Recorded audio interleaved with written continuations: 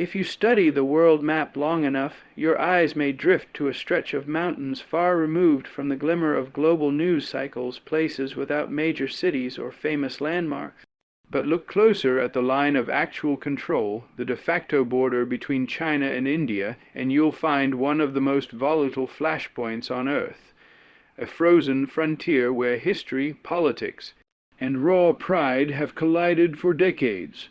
And quietly, this long winding line has become not just a territorial dispute, it's become the edge of a blade that cuts dangerously close to global catastrophe.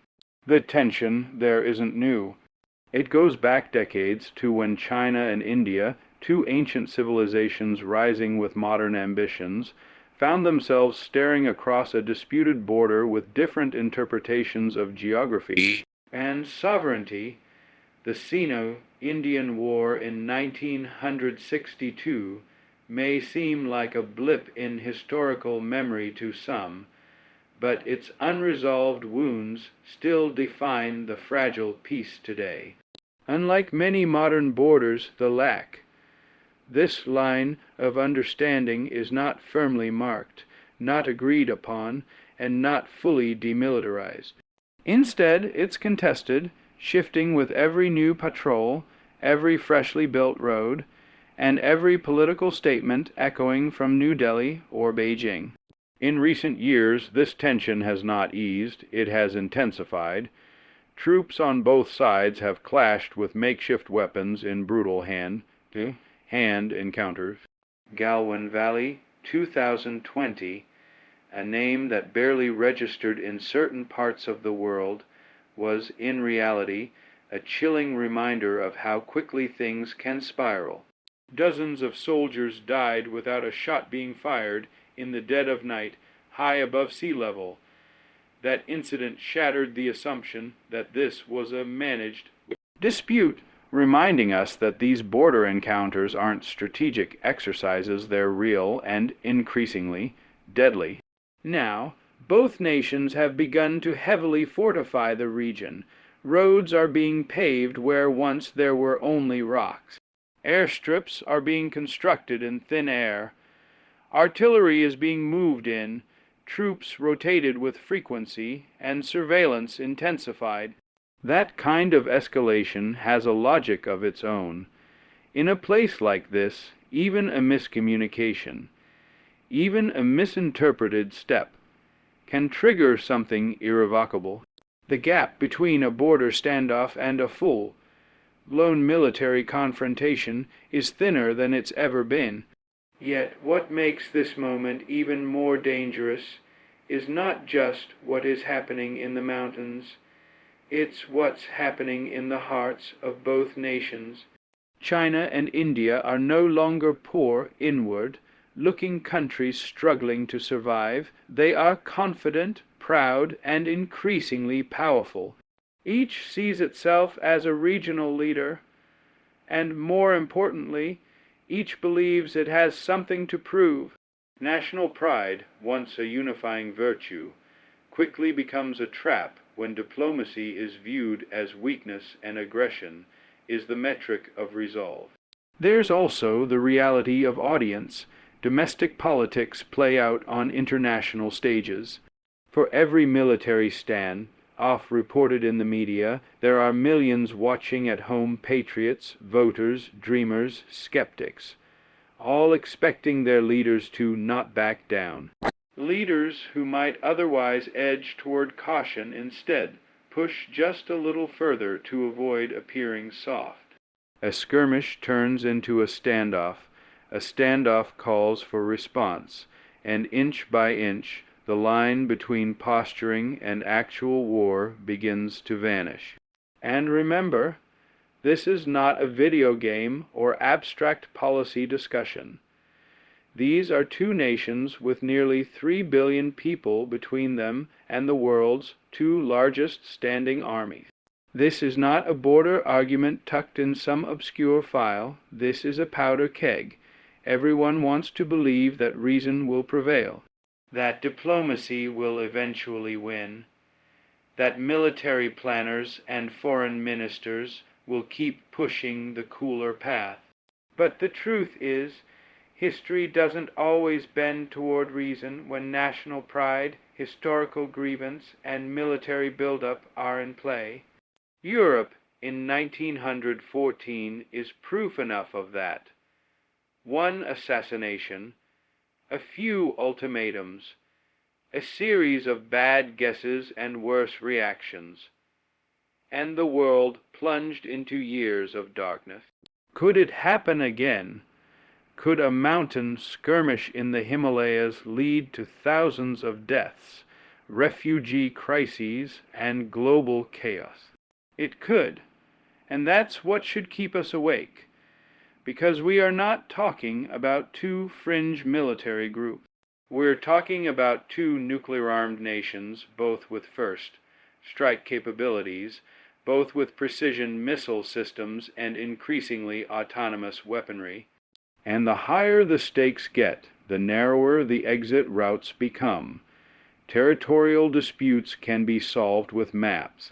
But the deeper problem here is that the ground under this dispute is no longer just soil and stone. It's a foundation of nationalism, pride, and historical memory packed with explosive potential. The world cannot afford to keep looking away. This is not a local conflict dressed up as a geopolitical curiosity. It is a fault line that, if ruptured, could trigger global shockwaves politically, economically, and tragically, potentially, even existentially, because war doesn't wait for wisdom. When we talk about the rising tension between China and India, it's tempting to keep the conversation technical troop deployments, contested points along the border, chilling satellite images of new military infrastructure. But beneath the surface of strategies and statistics lies an even more dangerous fuel, human pride. At the heart of this growing conflict is not just a battle over land, but a battle over national identity, over face, over who blinks first when the stakes are highest. And that's the battle history warns us to fear most, the one where compromise is treated as cowardice and restraint as surrender. In China and India, nationalism has moved from the margins to the mainstream. It's no longer just an undercurrent in elections or a chant at rallies. It's the language of governance, the rhythm of public discourse, and the heartbeat of their global posturing. Once seen as virtues of patriotism and cultural pride, nationalism has now hardened into something blunter, angrier, and more uncompromising. It demands dominance, not cooperation. It rewards confrontation, not caution. Leaders in both nations are facing pressure not just to defend their borders, but to embody the spirit of their countries. For Beijing, the rise of China is woven into the narrative of a national rejuvenation, a return to ancient greatness stripped away during years of colonial humiliation and Western dominance. Any perceived weakness, whether economic, military, or diplomatic, is framed as betrayal to that mission. So, when a finger is pointed across the Himalayas from New Delhi, it's not just a territorial challenge. It's an affront to that vision. Likewise, in India, nationalism isn't just a campaign slogan. It's become part of the national fabric. The idea of a strong, assertive India that won't be pushed around has gained powerful traction. Whether spoken in political speeches or printed in headlines, there's a growing sense that the time for restraint has passed. Many now see China not just as a competitor, but as an aggressor, and in that environment, every skirmish is a test of strength. Every act of military discipline is second-guessed, and every gesture toward peace is framed by some as weakness. That creates a dangerous loop, where states no longer act with the settled wisdom of diplomacy, but with the reactive instincts of performance. And performance is the key word here, because in the age of social media, national pride doesn't simmer quietly, it explodes. The modern battlefield isn't just on the snowy ridgelines of Ladakh, but in Twitter feeds and digital news cycles, where every incident is amplified, reframed, and weaponized. Every soldier's death becomes a viral symbol. Every move or hesitation is dissected by millions, and that kind of visibility is relentless. Leaders aren't just managing armies, they're managing audience expectations. They're navigating the tightrope between diplomacy and what their citizens perceive as dignity. And when image means everything, escalation isn't just a risk. It becomes almost inevitable.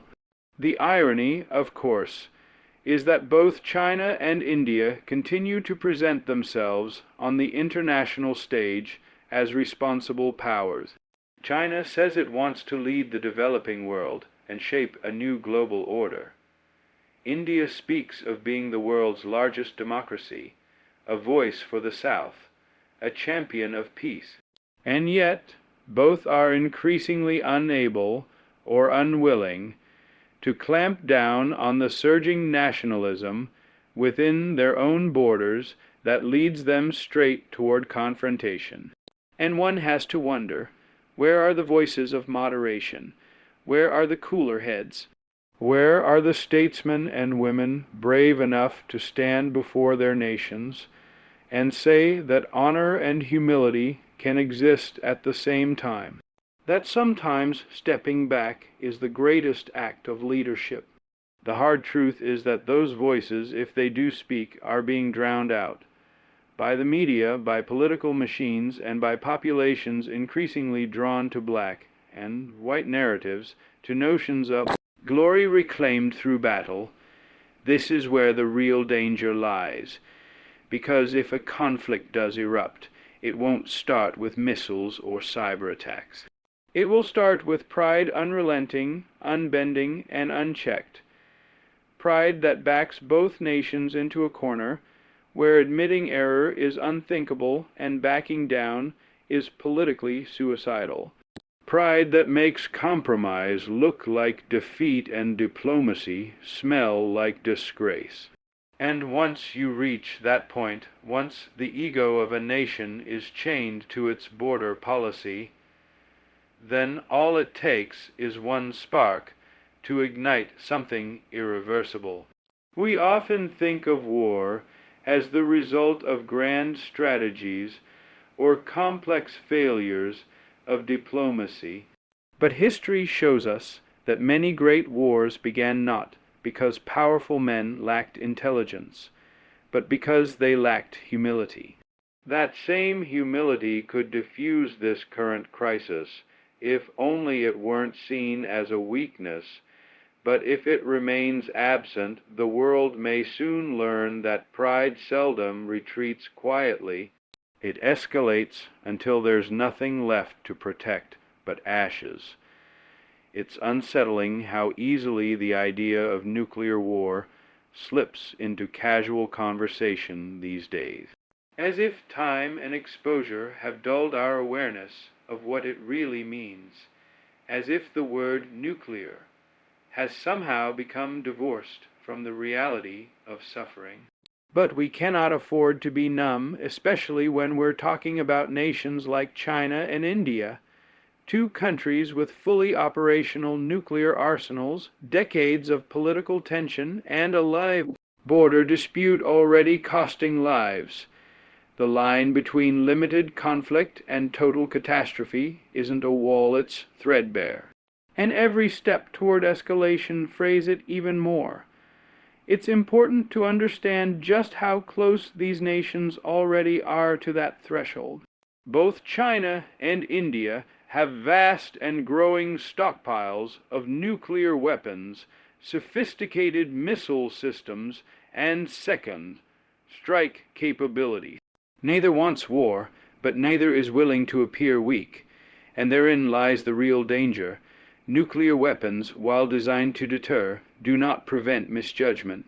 They do not eliminate pride. They do not save us from the emotional heat of a crisis.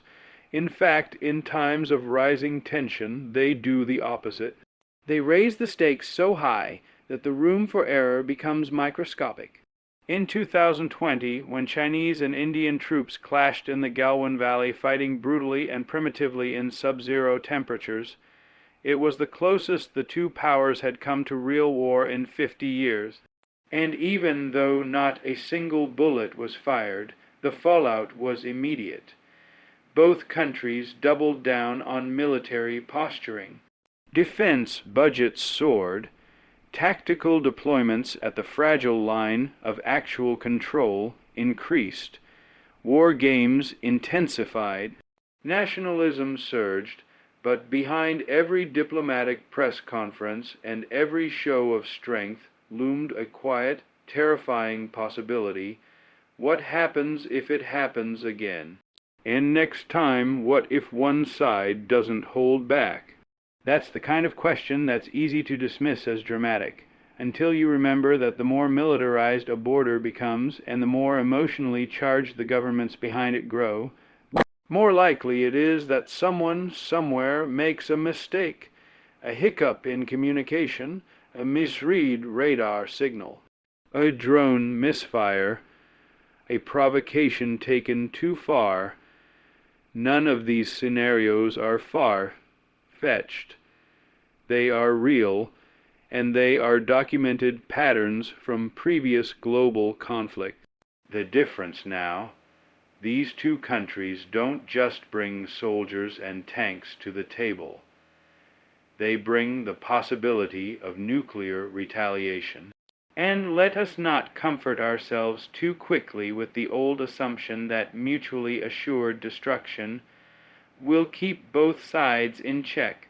That theory depends on rationality, clear communication, and calm leadership in a time of crisis.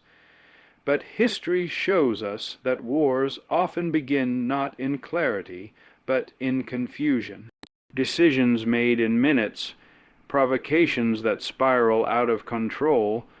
What happens if a tactical confrontation escalates too fast, too publicly, and one side believes it's about to be hit first? What if preemption becomes the logic? What if deterrence fails, not because the weapons failed, but because people did? Even the so-called limited nuclear strike scenario should not give us comfort. Some argue that smaller, tactical nuclear weapons used to send a message could offer a way for nations to strike without triggering full annihilation. But that logic is deeply flawed. Once the nuclear threshold is crossed, even in a limited capacity, we're in completely uncharted territory.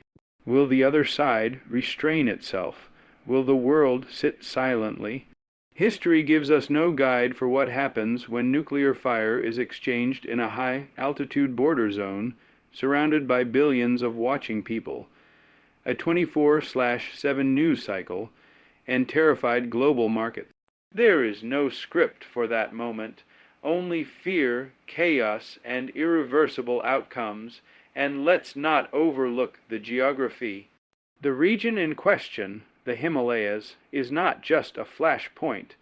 It's a contested arena between two of the most heavily populated nations on Earth. Any conflict there could threaten the watersheds that feed hundreds of millions. It could destabilize neighboring countries.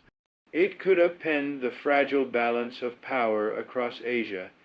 Nuclear fallout, whether literal or political, wouldn't stop at the borders. It would ripple across the planet. Then there's the economic dimension. Both countries are critical engines of global commerce. Any disruption between them could cripple supply chains, wreck financial markets, spike energy prices, and trigger refugee flows we are not prepared to handle. The idea that a nuclear incident would stay local is a dangerous delusion. There's no such thing as a contained catastrophe on this scale, not in the 21st century. So we need to stop treating nuclear war as a relic of Cold War rhetoric. It is a live threat, a present danger, a silent specter trailing every military convoy, every troop movement, every provocative speech about sovereignty and strength. And when two proud nations like China and India are locked in an unresolved conflict, backed by massive arsenals and driven by intense political pressure, the willingness to roll that dice becomes all too plausible. What should shake us most is not just the power of the weapons themselves, but the sheer ordinariness of the path that could bring us to use them. Misunderstanding, escalation, pride, timing. It doesn't take evil intentions, just a moment of poor judgment wrapped in nationalistic fervor. And once that judgment fires a missile instead of a warning call, there will be no way to turn it back. Because once the threshold is crossed, the world isn't changed, it's ended. In a world bracing under the weight of tension between nuclear powers, and where leaders trade threats more easily than handshakes, it's easy to believe there's nothing we can do. After all, what influence do ordinary people have in shaping the trajectory of nations? What can a single voice offer in the face of tanks, missiles, and political machinery that rarely listens? And yet, throughout history, it has never been the weapon alone that directed the course of empires. It has been the spirit of a people, the courage of the few willing to speak when silence became convenient. The conflict between China and India may be unfolding thousands of miles away, but the responsibility of discernment and the weight of response fall on all of us who claim to see the world through eyes made wise by faith. When A.W. Tozer spoke of the church, he didn't speak of something hidden behind stained glass, keeping quiet about the world outside. He spoke instead of a people filled with boldness and reverence, willing to confront the culture, not conform to it. He taught us that the spiritual man is not detached from the happenings of the world, but is deeply aware, profoundly burdened and alert to the times. And if there were ever a moment that called for spiritual awareness, it is now. Too many Christians, and indeed too many communities of faith altogether, have been lulled into detachment by the complexity of modern geopolitics. We say, it's not our battle, or it's too far away, or God's in control, and with that we return to routine. But what if clarity in this moment requires more than passivity? What if intercession, the kind that breaks through heaven's silence, is the very thing standing between war and peace? What if, unlike the policymakers and generals who sit at high tables, it is the quiet prayer of the faithful, the word of wisdom whispered into someone's heart, or the challenge spoken against arrogance that tips the scales in God's favor? The spiritual response to a nuclear threat between China and India is not escapism, it is engagement. Not in politics for the sake of politics, but in spiritual clarity that calls out deception, pride, and darkness wherever they rise.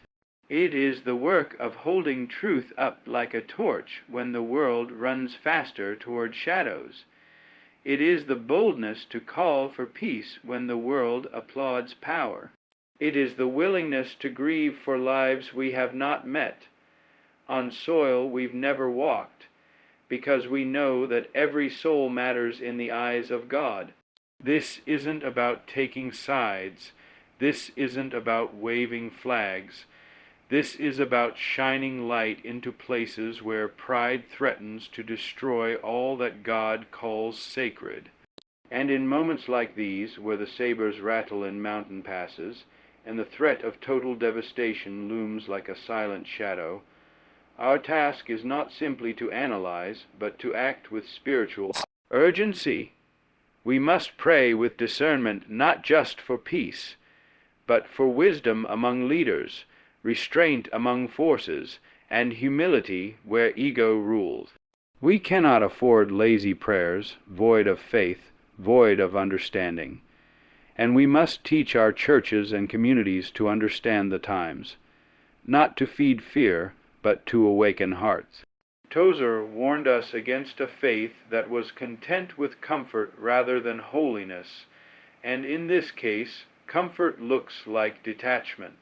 We say it won't affect us, but history argues otherwise. We say, surely they won't go that far, but pride rarely stops itself before the ledge is crossed. The spiritual response also demands we reclaim the prophetic voice, one willing to say to every nation, whether east or west, that no throne is secure when it is built on pride, that no empire endures when it forgets the dignity of its people, and that power without righteousness is only a slow form of decay. This world does not just need diplomats and armies, it needs truth, tellers humble enough to kneel and daring enough to speak. What does that look like? It looks like churches hosting nights of prayer for peace in Asia rather than for their next building project.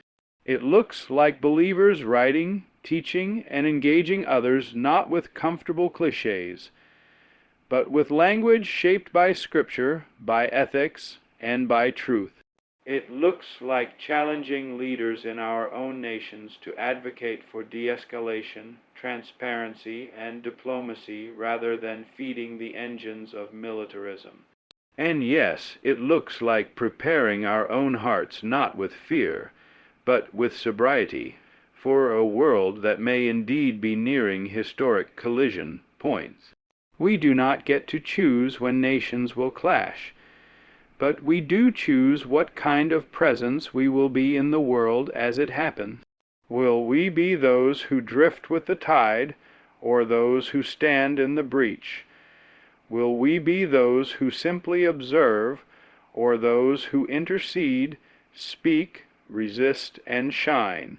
Because in a world trained to expect escalation, silence is not neutrality, it's surrender.